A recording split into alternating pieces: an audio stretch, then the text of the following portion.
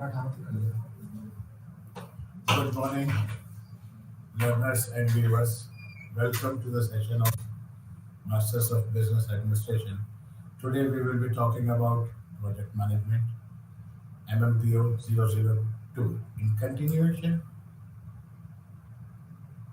today's topic will be related to project monitoring and control, which comprises of, this is block 3, which comprises of 4 units.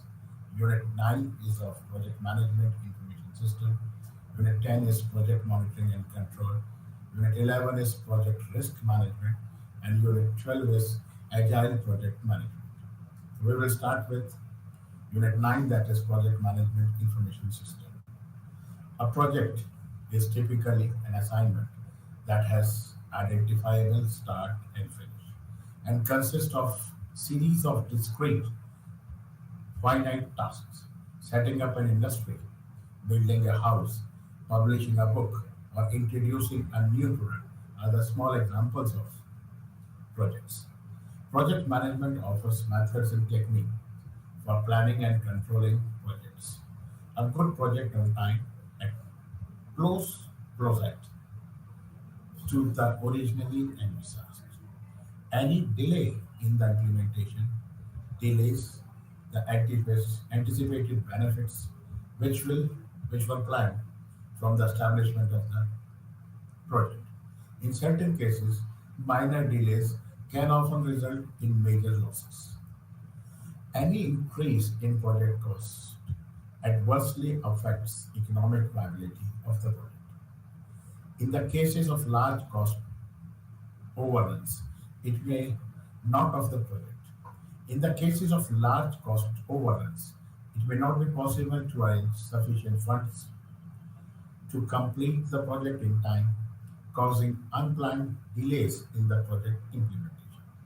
There are three phases of project management. To start with, that is planning. In this phase, you identify the general requirements of the project, break it down into discrete activities, determine the sequence and interdependence of these activities, estimate resource requirements, and find the critical path. Second one is scheduling. This phase overlaps with the planning phase. You give actual calendar dates to the activities and determine the overall project dates. Calculate the early and last date, start and finish times for each activity of the project. What we have learned in CPM and PERT. And the third stage is the implementation and the control. The implementation phase, which is also the control phase, begins once the project is underway. Here, you employ a variety of techniques to achieve optimization of the resources, usage, monitor progress and cost, forecast completion dates and overall project cost, and ensures the critical activities are completed on time. The success of timely implementation of projects depend on the availability of essential information at appropriate time. Normally, the information needed at different levels would depend on the hierarchical structure in the project. In large projects, there could be three distinct levels. For example, the top or corporate level, the general or executive management level, and the functional or operating management level. The information needs of all these three levels are not the same. Therefore, the information has to be designed in such a way that the needs of all these three levels are adequately taken care of in a project. The information reports are basically used for project monitoring and control with the idea to ensure that the projects are executed as per the schedule and at minimum cost. What are the objectives of project management information system? Mere physical progress reporting and monitoring does not ensure timely completion of the project at minimum cost. Along with monitoring of physical status, another parameters, namely value of the work done and the cost implication of delays in commissioning the project, should also be mentioned. For this purpose, The physical progress of each activity has to be converted into monetary terms using unit rates established by appropriating the cost over all the activities. In designing project management information system, following have to be spelled out clearly. The object of each format or report in brief, the description chart, the periodicity of the reports, the person responsible for preparation of the reports, the source from which information has to be gathered in the preparation of reports. Then comes your planning by network analysis. The basic premise of the project network planning method is that a network can be used to reasonably represent performance sequence of a project. Complexity of the modern projects have made network schedule mandatory for adequate project control. Resource allocation. By using positive float available on non-critical path through the project planner can arrange a schedule of work that accomplishes the result in the same time while smoothing or leveling the peaks and values in the resources to be consumed. Then comes work breakdown structure. In short, we call it as WBS. Project WBS breaks the total task into a logical series of smaller tasks, each of which is chosen for size and scope to fit in with the management structure of the project so that it can be subject to efficient planning and execution. It may be observed that work package is a logical chosen to suit the requirements of engineering, planning, contract administration, and cost control. Each work package carries a duration and cost control. What are the essentials of WBS? Work packages are related to organizational breakdown for effective control and performance measurement. Cost estimates are built up by aggregating the cost of work packages following a logical WBS of the project. Work packages must be related logically to the code of account applicable to the project to enable exercise of effective cost control function. Then comes the most important part, that is the cost control system.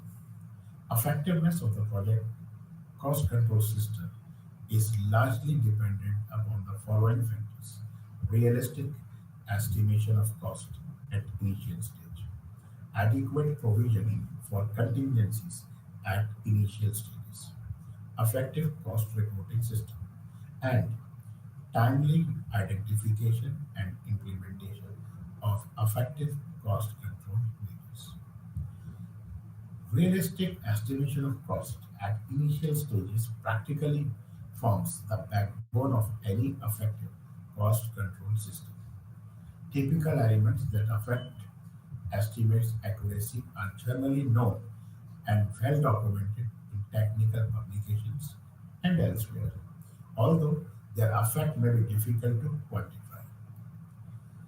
There will be an element of risk in a cost estimate, for there is no such thing as an accurate cost estimate.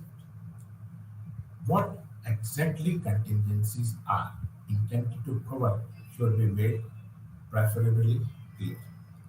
The efficacy of the project cost control system is largely dependent upon the cost reporting system. Periodic review of estimated cost through completion, what we call it as ECTC, is an essential feature of an effective cost control system. ECTC for each package or activity according to the responsibility centers should be compiled on the basis of actual commitments and commitment. Likely commitment under processing as well as anticipated commitments to completion of the package activity during every reporting cycle. Adoption of best possible methods for realistic estimation of cost, making adequate provisions for contingency at initial stages as well as having appropriate cost reporting system alone is not enough for controlling the project cost. Identification of problem areas and timely implementation of effective remedial measures only can help in keeping the project cost in check. Periodicity of project cost review should be established on the basis of the availability of the organization to furnish the information required for the cost reporting system as well as the extent of delays that can be tolerated by the management in identification and implementation of cost control measures. Integrated Project Management Information System. As per the diagram, this structure is basically of a typical integrated project management information system. You can see over there are three phases. That is central database system, which is basically a set of data sets. Then comes your processing modules. We have seven data sets. And on the right side, we have information reports that means what we are getting from this database when it is being executed. It allows total project information to be structured into a number of data sets which are integrated by the software. Some of the relevant data sets what I have already showed to you in the figure. For a large projects are drawing data set, network data set, cost, material, vendor, job card, rates, resources, history, and many more. Integration of these independent datasets through various processing modules enables high control of project and it permits horizontal integration between disciplines that is cost schedule integration or cost estimates, cost account and project schedule integration via WBS. What is work breakdown structure? Then comes your vertical integration.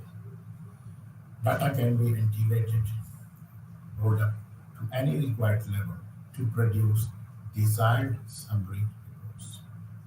Standard processing modules are available for all important project management methods, plus other modules for special requirements. Drawing dataset contains information on drawing, drawing description or title, drawing date, date first issued, subsequent revision numbers and issue dates, and draftsman's name and his department. Management control exercised through queries such as identify all drawings which are not yet approved, drawings which are due for issue in the next 4 weeks, listing of drawing for a specific area of project. By linking the drawing dataset into network dataset, anticipated drawing issues dates can be compared with on-site required dates for various activities. Second one is network data. Vertical integration enables a project to be structured into hierarchical network where a top-level network may contain about 50 to 200 activities, and this is driven by a second or third level network having many more activities. Progress information or lower level networks can be rolled up and summarized to the management level network. Third one is cost dataset. This dataset contains details of each cost account. This is based on a predefined or defined work package with an identified manager and reflects the logical WBS of the project discussed. A large number could contain several thousand records, usually structured so that the cost can be rolled up to show the position on each section of the project and overall position. The field of information usually includes account code or cost code, description of work package, persons responsible, budgeted provision, actual cost of date of work completed, and cost forecast of residual works taking into account change orders, etc. The fourth one is material data set. It contains of the information on the materials required, the dates when they are required, and the manufacturing location for each of them. A typical material management systems begins with material takeoff, that is MT. From the drawings, covers the entire bidding, procurement, expediting, and shipping process, and extends through to site inventory control. Some examples of specific functions served by a material control system are material register, inventory control, delivery analysis, bulk order discounts, purchase orders, material quality assurance. These are all parts of material dataset. Then we move on further to vendor dataset. This provides a required for each supplier, his name, address, telephone, and telephone number, and the name of the usual person to contact, and the line of business. The details of past performance will be included for use in vendor rating and initial choice of vendor. The terms and condition of contract, progress, payment, schedule, history of delivery, and many other pieces of information about vendor can all be stored, related, and accessed. Because information relationships can be identified to properly link multiple data sets, data duplication is reduced in the project database. Then comes your job card dataset. Job card carries details of each job performed on the project. Typically, the job card level is directly below network planning in the project hierarchy and facilitates day-to-day planning, which includes job description, budgeted amount, planned start and finish dates, and the resources required for executing the job. It includes procedures for progress control, effectively provides the mechanism for allocating work, collecting project information, and updating the rest of the project system. A large organization engaged in a large number of power projects has evolved a system of information reporting covering the project as a whole and construction activities separately. Moving further, we take on project monitoring and reporting. In order to keep track of the project status and head off problems before they occur, it is important to regularly report activity progress. Different parts, different compositions are there and different types of reporting are there. So we will start with project monitoring reports, which is overall status report. It can be monthly status report, delay report assessment, or township progress report. It can be of any form. Then comes your value report, format for contract cost allocation. Activity cost breakup is included in it. Record for compilation of value of work done, value of work done in terms of project, summary of value of work done at site, report on value of work done from the site, contract progress report, and the project value. Third one is contracts, which is basically schedule for contracting activities, schedule for milestone activities, contract package wise activities, contract progress summary, departmental performance summary, contract progress summary, or delay reports in the contract.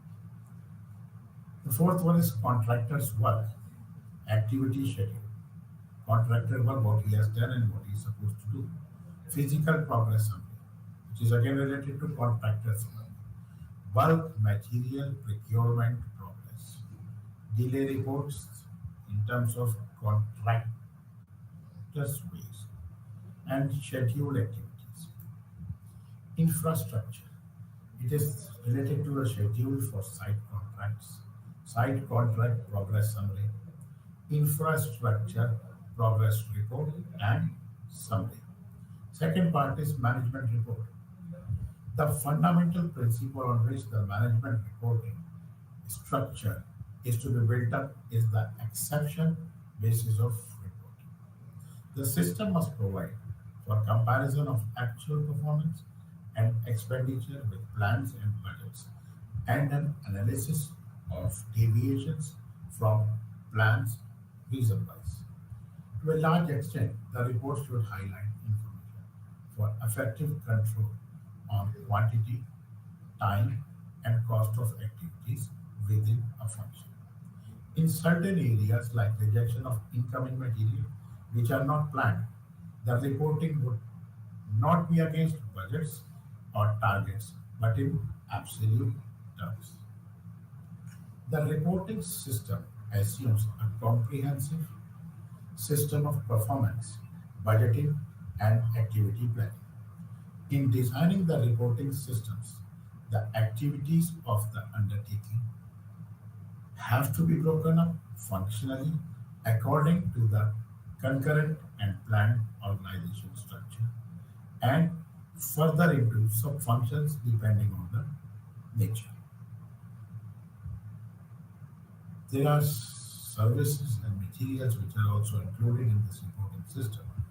If we talk about the technical services, it is the status on project engineering report, contract status report, and achievement of objectives report. Second one is materials, which is related to inventory status report, inward rejection report, material issued to contractors report, delays in procurement report, delays in supplies report, and demerge rate report. Third one is construction facilities, which includes construction equipment control report, construction utilities control report, maintenance report, and auto waste control report.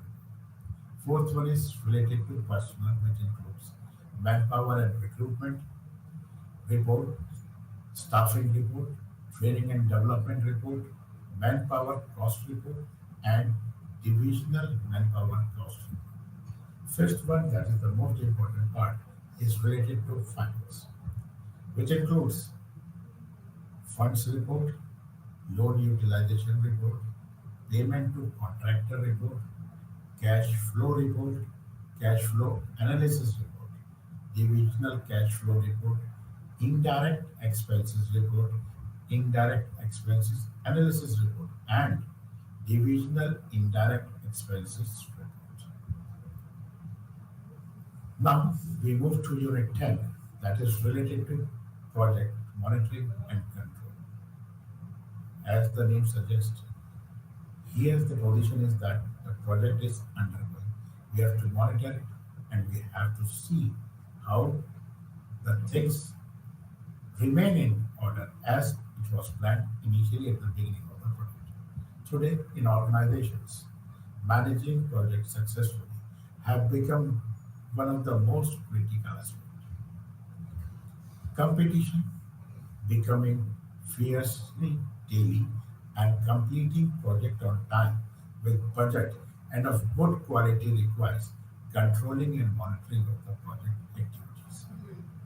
Project monitoring and control aims at minimizing the deviations from the project plan by comparing them with the plan, analyzing the deviations, and implementing the appropriate corrective actions. Monitoring is basically about collecting sufficient data to measure progress and make sure that the project team implements the plan correctly. Whereas control is the process of ensuring that the project delivers everything as intended according to schedule, cost, and quality by taking corrective actions. These are the basic key elements of project control. The thing is that what to control. If we talk about the scope and performance, it is unexpected technical problem, specification changes, and interfunctional complications.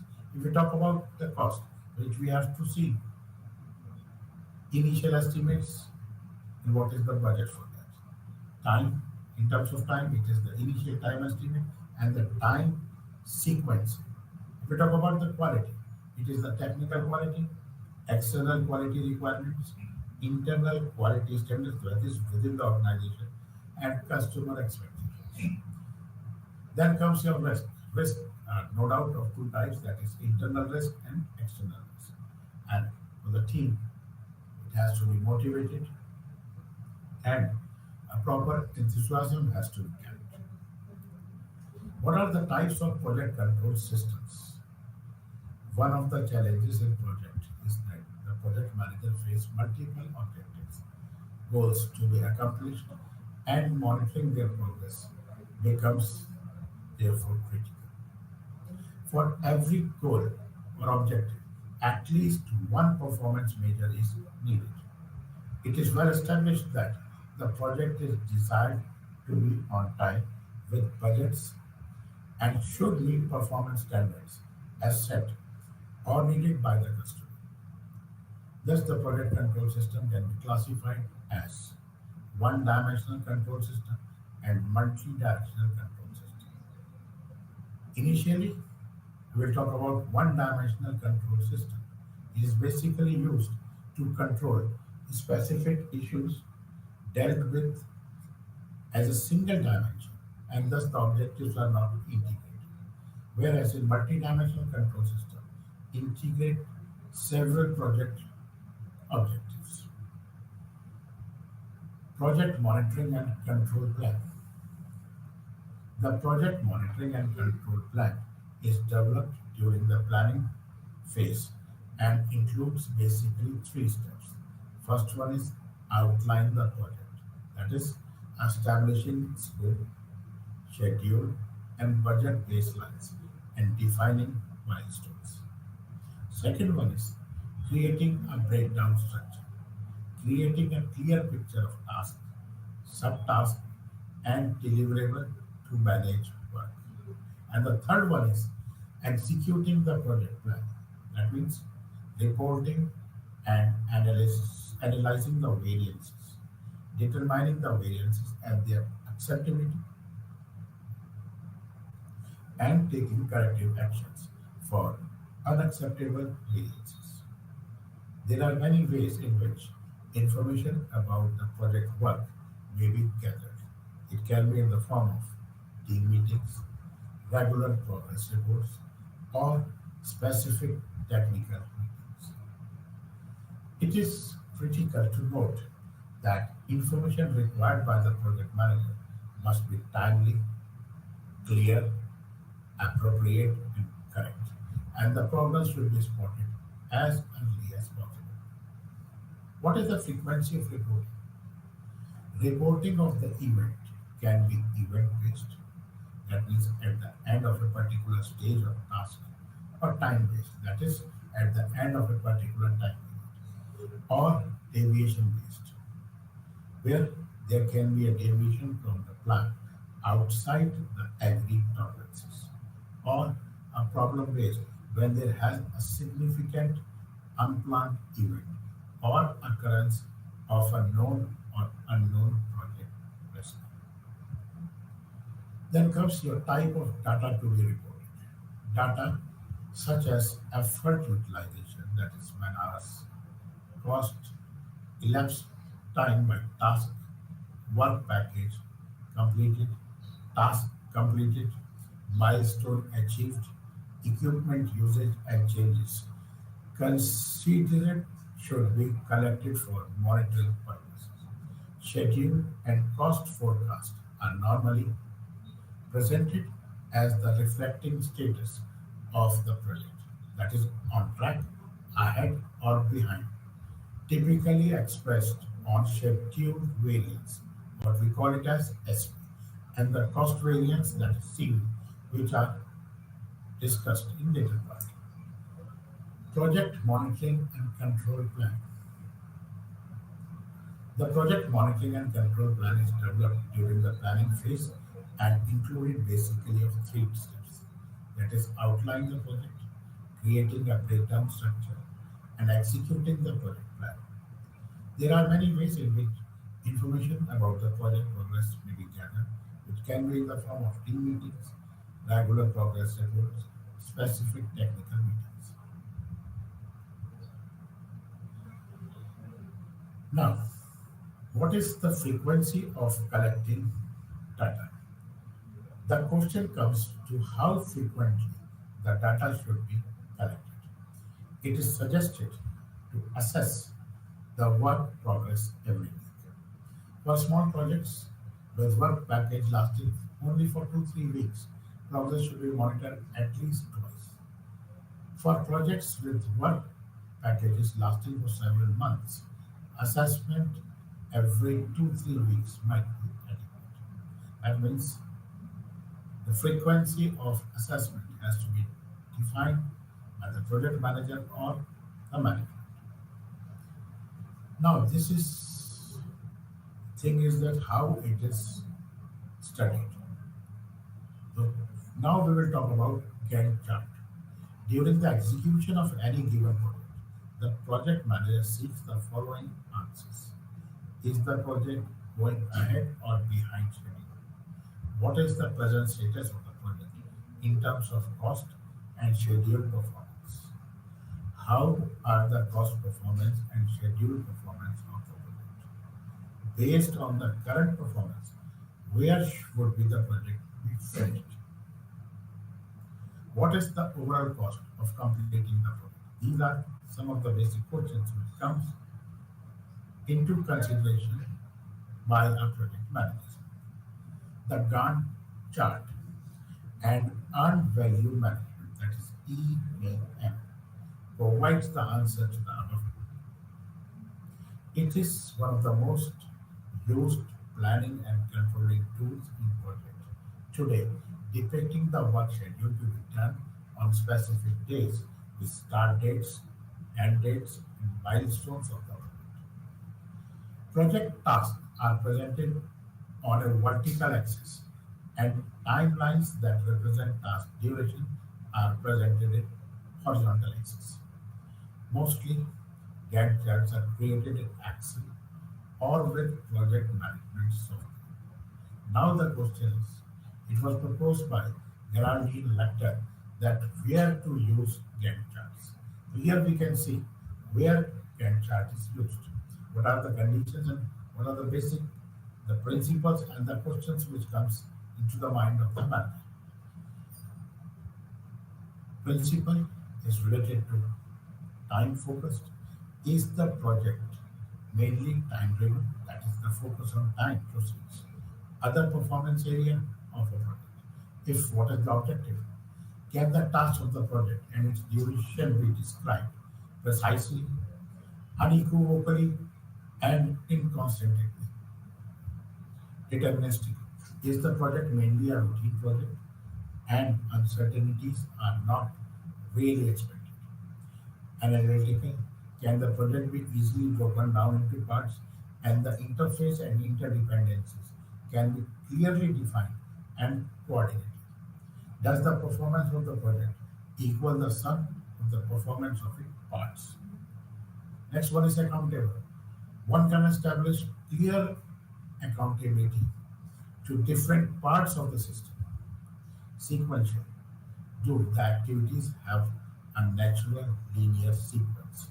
Is it expected to get back each task right the first time without the need to revisit it? The questions presented in the table assist project manager in reflecting on the appropriateness of the Gantt chart for their specific project. If many of the questions are answered yes, the project manager should consider the use of Gantt charts to manage the project implementations. However, in situations of high ambiguity and low objectives, Gantt chart can act as an instrument to negotiate consensus and understand different perspectives of the time, duration across different groups of stakeholders instead of imposing a reality to the project. Now, it is earned value analysis, EVA. Earned value is the classical multi-dimensional project control method used for monitoring two dimensions, that is time and cost. It compares the planned work with accomplished work in terms of monetary value assigned to the work. Here, when the activity is completed, the value of activity will be considered as earned. Given a baseline, project manager and their teams can determine how well the project is meeting in terms of scope, time, and cost goals by entering actual information and then comparing it with the baseline. The baseline information includes scope data, which is related to work breakdown structure. Second one is time data, which is related to start and finish estimates of each task. And the third one is cost data. That means the cost estimated for each task. Work breakdown structure, what we have discussed earlier, that is WBS, is a deliverable oriented grouping of project elements, hierarchical structure, defining the total scope of the project. The work package is the lowest level of a WBS, and it includes a set of tasks to be carried out and are used as the basic element in the planning and control phase of a project. What are the key terminologies which are used for variances? First one is cost variance. It is denoted by CB. This determines whether the costs are higher or lower than the budgeted. A negative CB means the project is over the budget, and a positive CB means the project is under the budget. Then comes your schedule variance, that is SV. SV determines whether the work is ahead or behind the planned schedule. A positive SV means the project is ahead of schedule, and a negative SV means the project is behind the schedule. Then comes the planned value. Planned value is the budgeted cost of work that has been authorized for a scheduled activity or WBS component during a given time period or a phase. These budgets are established during the planning process. All PVs add up to the budget at completion, that is BSC. PV is also known as budgeted cost or work schedule, what we call it as BCWS. Actual cost. Actual cost is the cost of completing the work component in a given time period. AC measures the cost, which can be direct, indirect, or other, that were used to calculate the planned value. It is also known as the actual cost of the work performance, ACW. Earned value. It is measured as budgeted dollars for the work performed. EV is typically expressed as a percentage of the work completed compared to the budget. It is also known as budget cost of work performance, that is BCWP. Now, what are the mathematical relations between all these terms of the variance? If we talk about cost variance, it is BCWP minus ACWP. Cost variance, it is in percentage, that means it will be a ratio, CV upon BCWP. Cost performance index, again this is a ratio because it is, by the name suggests it is an index, so it will be a ratio. It is the ratio of BCWP and ACWP. Schedule variance, it is BCWP minus BCWS. Schedule variance, again it will be in percentage. It is SV upon BCWS. And schedule performance index SPI is BCWP to BCWS. It is important to consider the variance both at the project level as well as the work package or activity level. The project manager should check both levels of access, the project status. If only project level is considered, a good performance of some activities may hide the low performance of other. If only a work package is considered, the cumulative effect of slightly poor performance in many activities can be overlooked. Once deviations are identified, their corrective action, if required, is taken, such as no action is taken if the variance is small, revising the original plan and replanning activities in light of the current situation. And the third one is terminating the project. EVM provides small advantages, such as it integrates time and cost aspects of the project. It works as an early warning signal that can help project manager in making decisions and corrective actions. And thirdly, it provides a better understanding of the project status. When project managers understand the project status,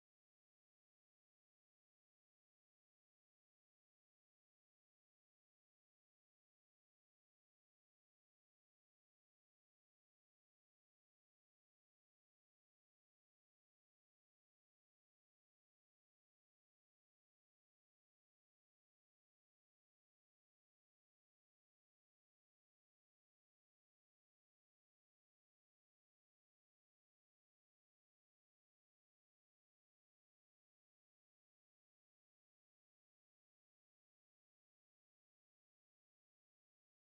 Implementation and testing. TPM has planned value and definite time increments against which the actual values are plotted. Monitoring TPM, it provides visibility of actual versus planned performance, and it also provides early detection of problems requiring management attention. There are considered the most basic forms of technical measures, and if not achieved, may introduce cost, schedule, or performance risk. For example, performance measure includes reliability, power required, weight, throughput, human factors, response time, etc. TPM is created for projects with the following characteristics: high priority requirements that impact mission accomplishment and customer satisfaction, high risk requirements that have a high probability and consequences of failure, requirements where the performance is expected to improve the time where progress towards a goal is expected. Then, the requirements where the performance can be controlled. It is noted that technical performance measures, when evaluated over time, must either decrease or increase to meet performance requirements. Now, we move to Unit 11, which is related to project risk management. That means here we will be talking about risk factors in projects. A project is a series of tasks that needs to be completed to reach a specific goal or outcome. It can also be said as a set of inputs and outputs needed to achieve a specific goal. Some important characteristics of the project are: it has a purpose and results normally in terms of cost, performance requirements, and schedule. Projects are temporary activity, that is, they have a fixed time frame. Every project is unique. Some of the activities need to be modified due to changes in the laws, location, time, people, etc. The project possesses a significant element of uncertainties and risk due to changes in circumstances and technology developments. Project passed through several distinct phases called project life cycle. The role of a project manager is considered to be highly critical while defining and shaping the desired targets of project execution. A project is considered successful only if it achieves the specified project objectives. It is important to remember that not only within time and within budget are the measures of project success, but measures such as efficiency, impact on customer, impact on the team, business success, and future aspects that project creates are critical to be considered. Project success is a multi-dimensional construct that embarrasses long-term achievement, that is, desired effectiveness and impact of project results, and short-term success in terms of project efficiency. The Project Management Institute PMI Pulse of the Profession 2021 reports that only 55% of the projects are completed on time and 12% of the projects deemed failure. The specificity of the project, more frequent changes, pressure to meet the project deadline and budget, and meeting customer expectations with limited resources makes a project team more challenging as compared to leading teams in traditional organizations. What are uncertain and project risks? The world and the environment in which the projects operate are not deterministic in nature, and many uncertainties are faced.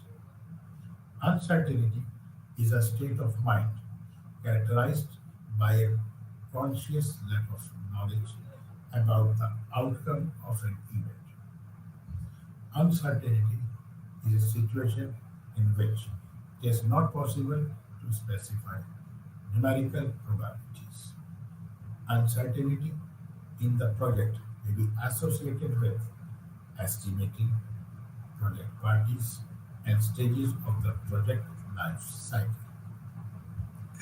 Risk is an uncertain event that matters if it occurs has a positive or negative effect on project's objective.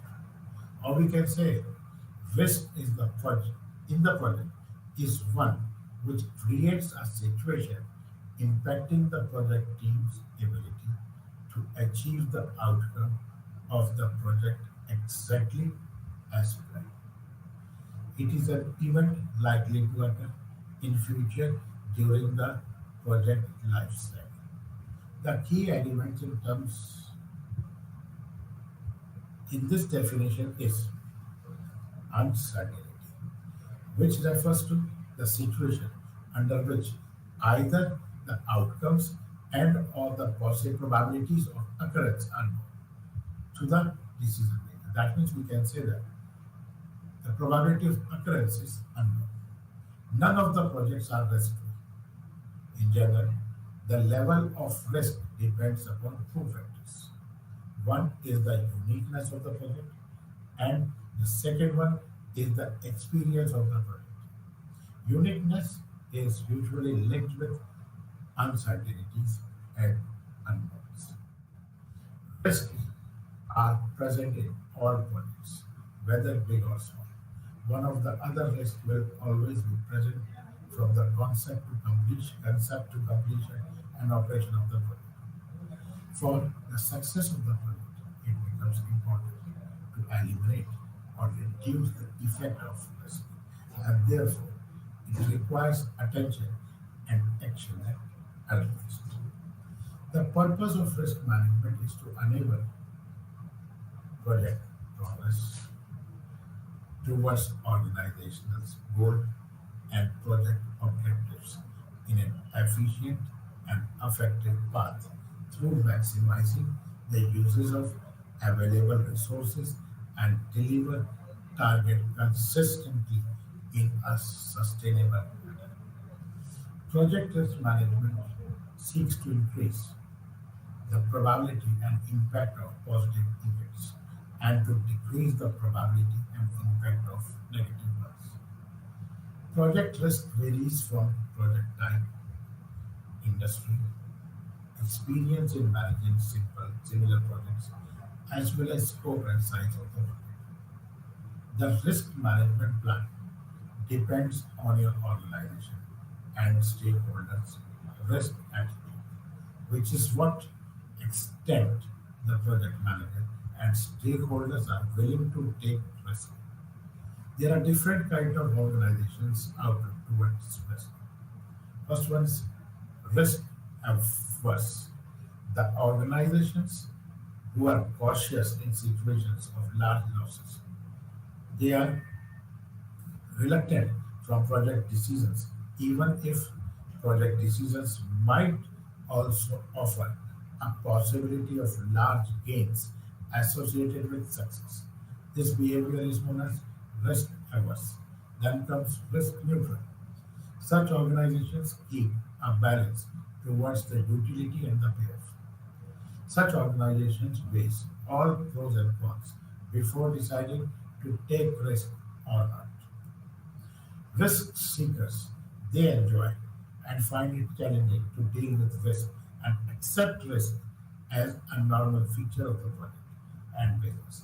However, this excessive optimism may sometimes lead to losses due to giving less importance to the potential effect of the risk on achievement of objectives.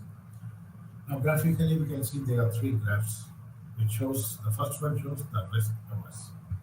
It is a graph in terms of potential payoff and utility. It is a graph which is moving up and then it is taking a cut. As far as the neutral risk neutral is concerned, so it is an equally inclined line between utility and payoff, potential payoff.